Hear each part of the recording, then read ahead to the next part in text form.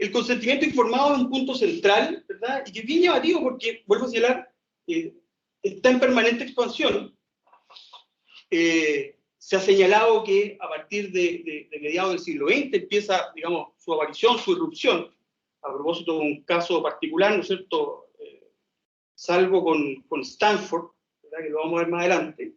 Pero si uno pudiese entender, ¿verdad?, el consentimiento informado como una expresión de la relación médico-paciente, ¿verdad?, uno podría, digamos, señalar que desde que el paciente reconoce su enfermedad y se pone a disposición del médico para su tratamiento, se produce una relación de confianza en el cual ciertamente hay, por un lado, ¿no es cierto?, y por otro, la entrega de información, y por otro, y por ambos lados también el consentimiento a poder llevar a cabo ciertos tratamientos, ¿cierto? Y aquí es donde está un poco la reflexión, ¿verdad? ¿Cómo podríamos encontrar ciertos elementos propios de la relación asistencial que de alguna manera influyen en las concepciones vinculadas al consentimiento informado y que de alguna manera también un poco van a moldear o modelar sus efectos, ¿verdad? Y todas las comprensiones, las concepciones que hayan sobre él. Si uno partiera de la idea de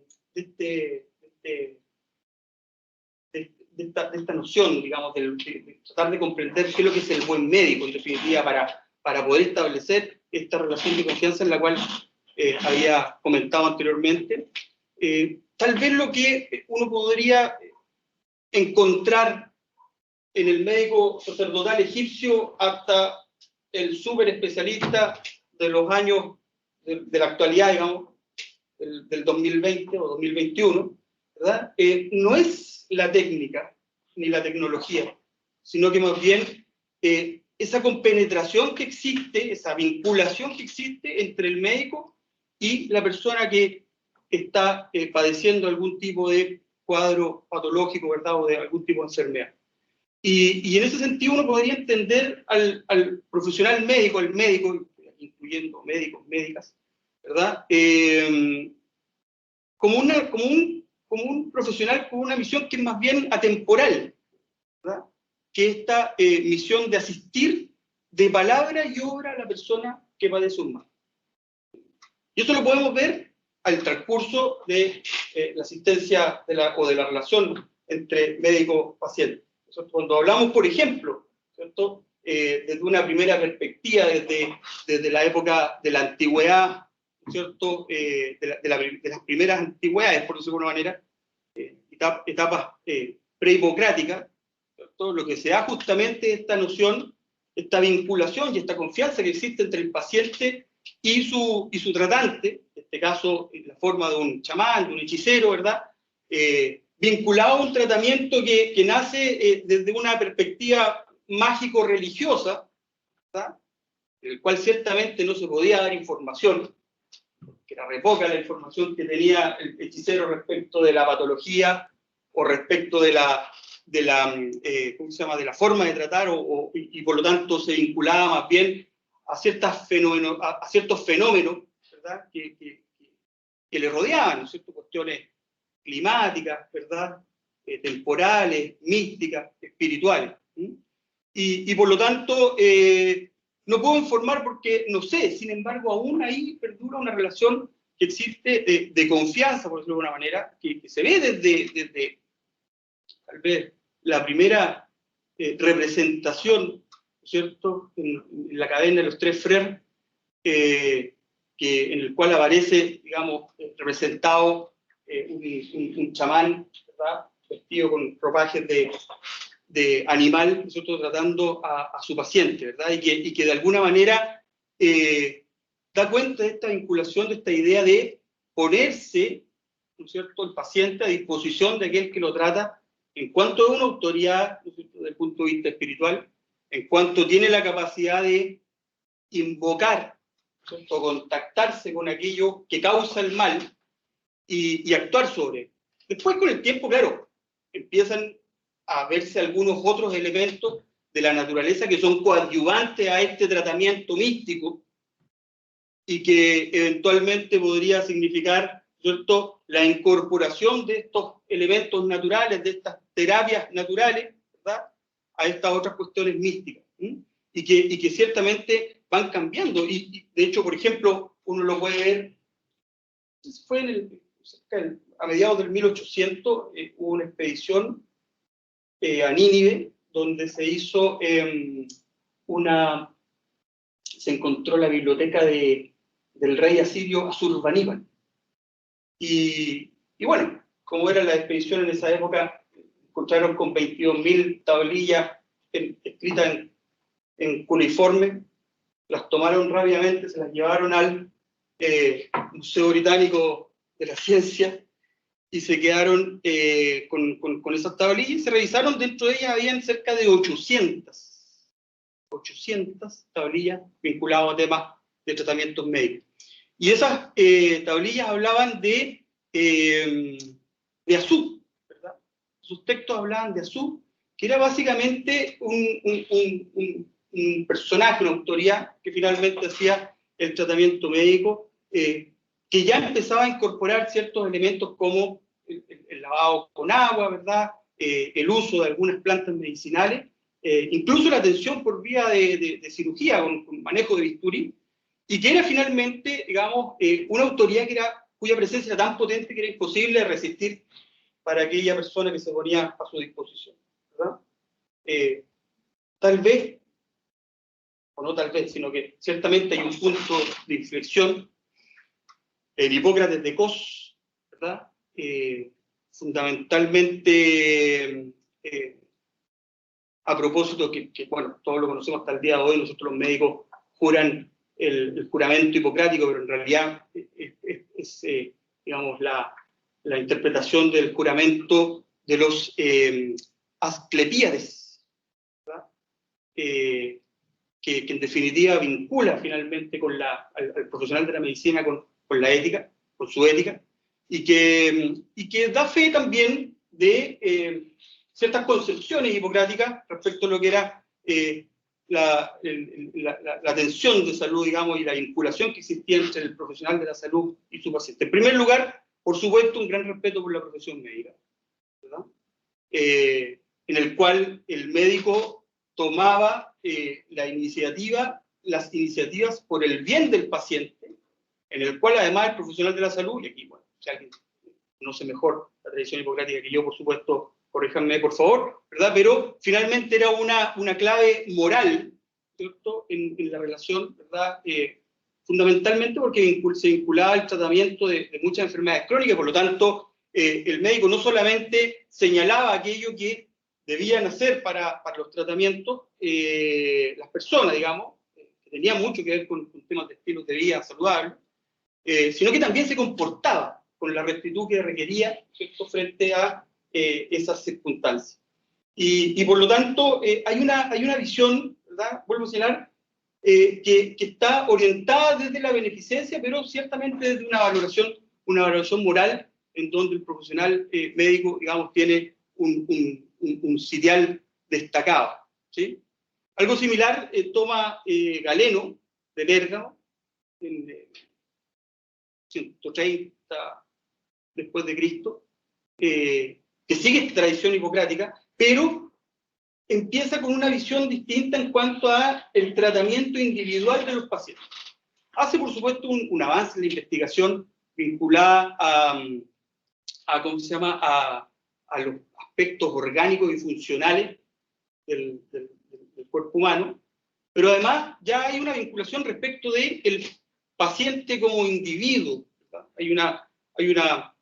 Hay un impulso, una medicina, por decirlo de una manera, antropológica o individual, ¿verdad? Que se considera también uno de los grandes legados de Galeno, ¿verdad?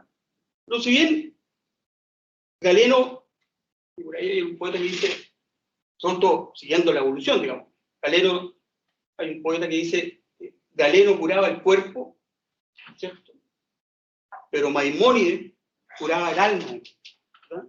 Y esto siguiendo a la tradición de la relación asistencial en la tradición hebraica, ¿verdad?, donde Maimónides Maimónides, perdón, mantiene esta noción de beneficencia, pero ya más bien ligado, digamos, al servicio a Dios, ¿verdad? Vinculado mucho también a un tema espiritual y fundamentalmente al tema, fundamentalmente a Dios. ¿Sí? Llegada a la Edad Media, uno puede ver dos etapas. La primera, en la cual la cultura finalmente se refugia, ¿cierto? En esa época compleja, se refugia, digamos, en los centros religiosos, ¿verdad? Y aquí nos encontramos con la figura del médico monástico, ¿verdad? Aquel que no solamente trataba a las personas que estaban dentro de su congregación, sino que también a la comunidad, a los viajeros, interpretaba, traducía y mantenía por escrito, digamos, los conocimientos vinculados a la terapéutica y a los conocimientos vinculados a la salud y a la atención de la medicina. Y además de eso, había una visión bien particular respecto a este servicio, y aquí quiero rescatar una oración de San Benito de Nurcia, 534, 530, 534 después de Cristo, ¿verdad? En donde hace, por decirlo de alguna manera, cierto llamado, digamos, lo eclesiástico en su forma de vincularse. Particularmente hay un capítulo dedicado a la relación con los hermanos enfermos, y ahí habla justamente de que a través de la atención a los enfermos se sirve a Dios, que es la forma de servirse a Dios, y por lo tanto, ¿cierto? Hay que estar en consideración, hay que considerar, digamos, esa circunstancia para poder hacerlo de la mejor manera posible, ¿sí? Pero todavía seguimos con la visión desde la tradición hipocrática de la beneficencia. Poco cambia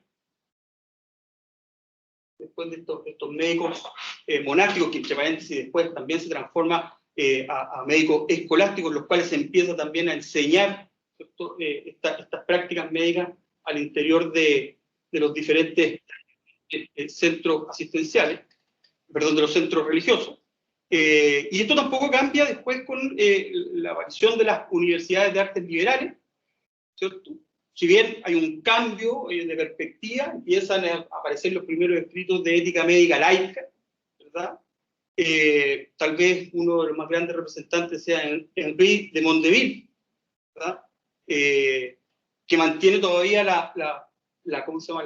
La ética médica, perdón, la tradición hipocrática, pero más bien reorientándolo hacia una relación de confianza, no de autonomía, pero sí incipientemente de confianza. Ahora, de todas maneras, Mondeville señala, de hecho, es muy controvertido, en alguna parte dice, ojo, usted profesional de la medicina puede no aceptar, ¿verdad?, tratar a aquellos pacientes complejos que le pongan en situación de perder, ¿cierto?, su reputación. Bien particular esa circunstancia porque hay un cambio, ¿no es cierto?, ahí, desde la necesidad de tratar a un paciente, ¿cierto?, por estar sirviendo como una forma de servir a Dios, finalmente cuide su reputación personal frente a la atención de pacientes que son más bien complejos. La Ilustración, con posterioridad, también influye, digamos, en esta evolución de la vinculación entre profesional de la salud y entre profesional de la salud y paciente. De hecho, hay dos grandes teóricos de esa época vinculados a este tema. Uno es Gregory, que tiene un libro que se llama Lectura en los deberes del profesional de la salud y sus pacientes, no recuerdo muy bien, de fines del 1700, en el cual introducen tres elementos que son muy novedosos a esta relación entre médico y paciente, profesional de la medicina y paciente. En primer lugar, él dice, ojo, hay que incorporar el deber del médico de educar al público, ¿verdad? De dar información, ¿cierto? Y esto vinculado con un segundo elemento, empieza a incorporar también ciertas concepciones vinculadas a la compasión, que ya había desarrollado Hume, y él las incorpora, digamos, en esta forma de pensar, particularmente respecto del trato que debe dar el médico a aquella persona que sufre, entendiendo al paciente como una persona que sufre. Y un tercer elemento dice, además, las personas ligadas o vinculadas con el mundo de las leyes, de la ley, ¿verdad? También deben tener conocimiento respecto de medicina. Esto no solamente para poder contener la charlatanería, digamos, sino que también, de alguna manera, para que a la hora de evaluar, ¿cierto?, esta vinculación entre médico y paciente, finalmente también tengan elementos de juicio, para que ese juicio sea acertado, ¿sí? Entonces, ya hay un cambio aquí, que uno lo podría mirar en este libro particularmente, en donde, claro, se mantiene una perspectiva, ¿no es cierto?, un principio de beneficencia, o un modelo de beneficencia, pero con información. Es un primer elemento que empieza a aparecer, digamos, históricamente en este escrito, digamos, de Gregory. Más profundo fue el discípulo de Gregory, Benjamin Rush, quien señalaba que dos cosas. Primero, decía que no vamos a entrar a reconocer la autonomía en el consentimiento del paciente, pero sí a tener una preocupación porque el paciente comprenda la información que se le entrega. ¿Sí? Ya no solamente dar información, sino que poder, digamos, tener la consideración de que esa información no siempre puede ser bien aprehendida por parte de los pacientes, y por lo tanto habrá que buscar alguna fórmula, ¿cierto?, de poder llegar a desarrollar esa comprensión del paciente. Y en segundo lugar, también existe la necesidad de motivar al paciente a cumplir aquellas indicaciones que se le da, vuelvo a señalar, sin entrar, digamos, en el mundo de la autonomía, manteniéndose en el mundo de la beneficencia, pero hay un cambio aquí también que es bien potente, que se da en estos dos teóricos, ¿verdad? Y dice, vamos a mantener la inflexibilidad en los aspectos que son centrales, que son importantes en el tratamiento del paciente, pero se puede dar ciertas libertades respecto a aquellas cuestiones que son más bien incidentales, ¿verdad?, que son menores, que no tienen tanta relevancia. ¿Sí? ¿Y esto por qué? Justamente para poder motivar al paciente, digamos, a cumplir su tratamiento. Más adelante, ya en la época moderna, nos encontramos con Percival, Thomas Percival, ¿verdad? Él escribe un libro que es muy interesante, que se llama Medical Ethics, a mediados del 1700, y que es muy interesante porque además es como una confluencia de ética médica y de etiqueta médica. Forma de vincular, digamos, la conducta profesional social, por decirlo de alguna manera, con una ética médica ciertamente todavía inspirada en la beneficencia clásica. Mantiene esta noción de la información, pero también da una perspectiva y dice, ojo, en algunos casos, dar toda la información no es tan recomendable. ¿Cierto? Y habla de el engaño por benevolencia. Dice en aquellos casos que tienen un pronóstico catastrófico, un pronóstico muy complejo, ¿verdad? Se puede dar una información u omitir ciertas informaciones o dar una información más acotada. ¿Sí? De hecho, esto influyó en el Código de Ética Médica que configuró la Asociación Médica Americana a mediados del 1800, ¿verdad?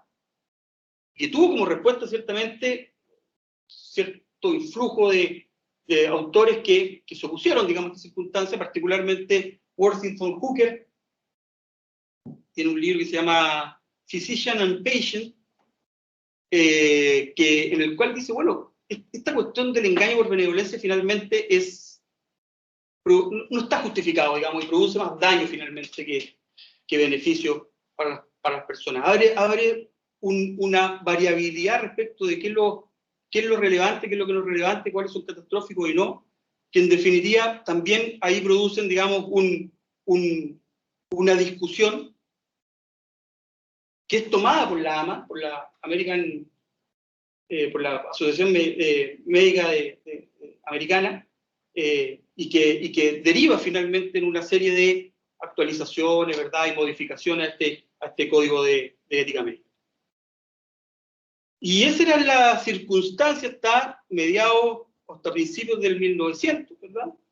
Cuando en Estados Unidos, particularmente por el flujo digamos, de las discusiones jurisprudenciales, de decisiones jurisprudenciales, empieza a aparecer el concepto más moderno, actual, del consentimiento informado.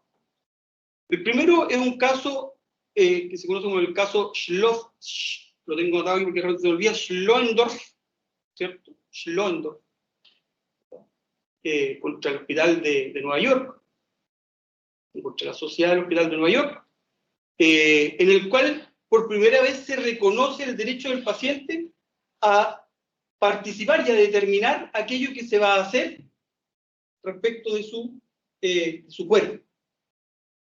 No habla de consentimiento informado, ¿verdad?, sino que habla de la participación. Pero este primer fallo, o estos son los primeros fallos incipientes, ¿no es cierto?, que empieza a contener ya también la participación, ¿no es cierto?, el consentimiento, digamos,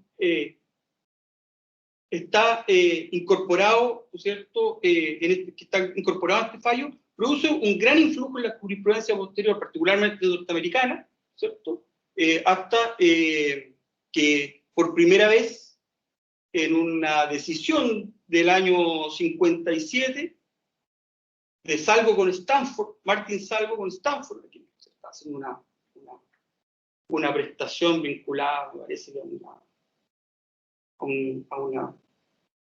algún tipo de examen diagnóstico, ¿verdad? Aparece por primera vez también esta necesidad de reconocer dos elementos que configuran el concepto moderno del consentimiento informado. Por un lado, ¿cierto?, el consentimiento, y por el otro lado, la información. La autonomía, la voluntad. La autonomía, digamos, del paciente, y por otro lado, la información requerida. Y este concepto de consentimiento informado que aparece aquí, ¿verdad?, viene a sintetizar finalmente estas dos concepciones que están incorporadas, digamos, en esta nueva definición. Para no extenderme, digamos, tenía todavía pensado, pero creo que no sé si cuánto ya tengo tiempo, ¿sí? Voy a tratar de ser sintético en esto, digamos, pero en este contexto,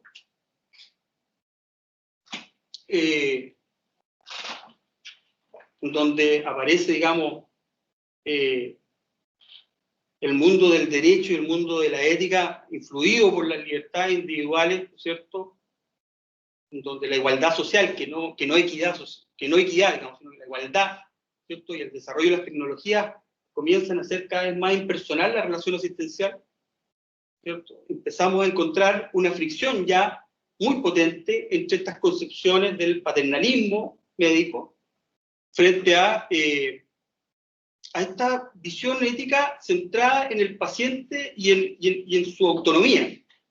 ¿Sí?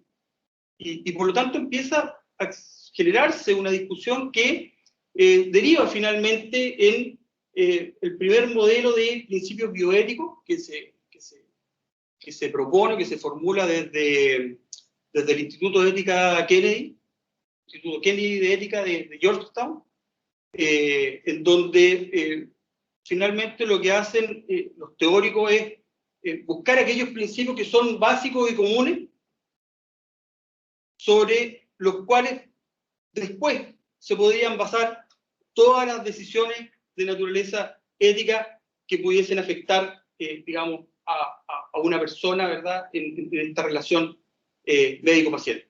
¿Sí? Y por supuesto se formulan fundamentalmente tres principios, uno de ellos con una doble dimensión. Primero, el principio del respeto a la persona, que derivaría después en este principio de la autonomía, en el sentido de que los sujetos, los seres humanos, las personas, son sujetos autónomos. Y se les requiere reconocer esa autonomía por un lado, y por otro lado también tutelar esa autonomía en aquellos casos en los cuales se vea de alguna manera desmejorada, ¿cierto?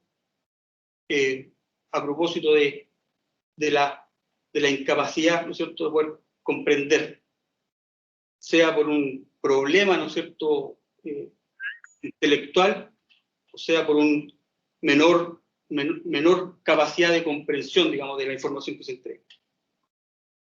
De aquí nace, por supuesto, digamos, esta concepción está vinculada a la concepción del consentimiento informado. En segundo lugar, el principio de la beneficencia, y esto tiene una doble lectura. Hoy día incluso se tratan como dos principios distintos. El principio de la beneficencia, por un lado, tomando, digamos, este primum non nocere de la antigüedad, ¿cierto? Hipocrático, principio hipocrático, ¿verdad? Esto de primero no dañar, de no dañar, es decir, la no maleficencia, se conoce el día de hoy. Y, por otro lado, la beneficencia propiamente tal, en el sentido de la búsqueda activa del bien de un paciente en particular.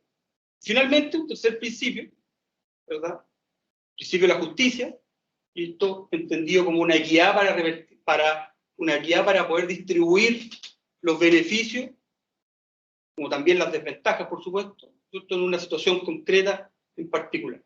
Estos principios que fueron sumamente, y que hasta el día de hoy, digamos, estudiamos porque son una referencia, por supuesto, del quehacer y del pensamiento bioético actual, también recibió ciertas críticas. La primera, en el sentido de que era principios bastante teóricos y abstractos, que no siempre leían las circunstancias concretas que estaba viviendo, porque se vivía en un caso particular, que omitían el carácter, ¿cierto?, individual de las personas, que omitían su historia, que omitían su contexto, la cultura de las personas, que eran demasiado también racionalistas, por otro lado, es decir, muy ligados a temas eventualmente cercanos, digamos, rayanos en lo psicológico, en temas psicológicos, más que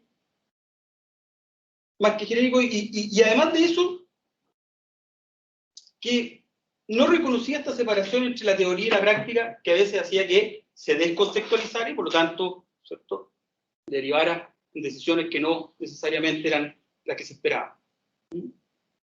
Por otro lado, también, ¿qué ocurría cuando existía conflicto entre dos principios? ¿Cómo se solucionaba ese dilema? Y hoy día se ha ido también desarrollando, entonces, como respuesta, digamos, a estas críticas, a estas observaciones, ¿verdad? Una bioética más bien que se conoce como un modelo personalista, ¿no es cierto?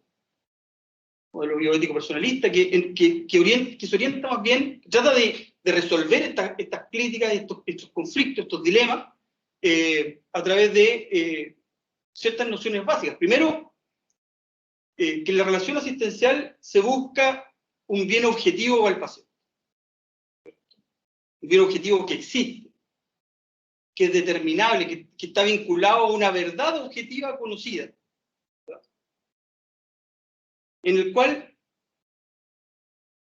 no se retrocede, ¿cierto?, a desconocer la relevancia que tiene la autonomía de las personas. Ciertamente se reconoce de manera plena, pero no con una defensa a ultranza de esta autonomía, sino que dentro de un contexto, ¿cierto?, en un desarrollo de un contexto que es mucho más amplio, mucho más trascendente, en que se amalgama también con la confianza en las relaciones sociales. Es bien interesante porque de todo esto que les he comentado, y un poco para ir finalizando, uno podría sacar algunas conclusiones, ¿no?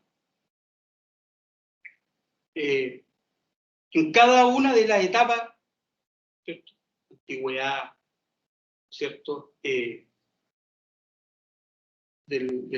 la antigüedad, digamos, del medioevo, ¿cierto? De la época moderna hasta la actualidad, hay una evolución respecto de la concepción en cuanto al consentimiento informado, que está ciertamente muy modelada por los diferentes, valga la redundancia, modelos de relación entre médico y paciente que se observan en cada uno de estos estadios. Pero ciertamente uno no podría, digamos, dejar de reconocer que este concepto, digamos, o esta institución ya a esta altura del consentimiento informado, ciertamente supone un avance, digamos, en la relación entre el profesional de la salud y las personas que se ponen a su cuidado, que es ciertamente expresión de una evolución de la concepción de dignidad humana también. ¿Sí? Que vuelvo a señalar, está, tanto desde su concepto como de sus aplicaciones prácticas, está modelada por la forma en que tengamos de comprender esta relación médico-paciente. Y por otro lado, y esta es una reflexión personal, digamos, la idea de que las concepciones vinculadas al consentimiento informado van a evolucionar, así como lo han hecho en el tránsito de la historia de la humanidad, van a evolucionar, ¿cierto? Y van a ir reconociendo también ciertos elementos vinculados a las concepciones propias de la naturaleza humana, de acuerdo a los contextos históricos, las visiones sociales, ¿verdad? Y respecto también de cuáles son las aspiraciones que tenemos como sociedad respecto a la condición humana. Eso es lo que quería comentarles. Espero haber estado a la altura de la invitación y les agradezco esta invitación. La verdad es que fue muy entretenido revisar estos elementos, estos temas que uno no siempre aborda, y por supuesto quedo desde ya a disposición del Instituto de Filosofía. Ojalá que después de esto me quieran invitar de nuevo. Muchas gracias. Muchas gracias, Néstor. No sé si alguien del público tiene alguna pregunta o algún comentario.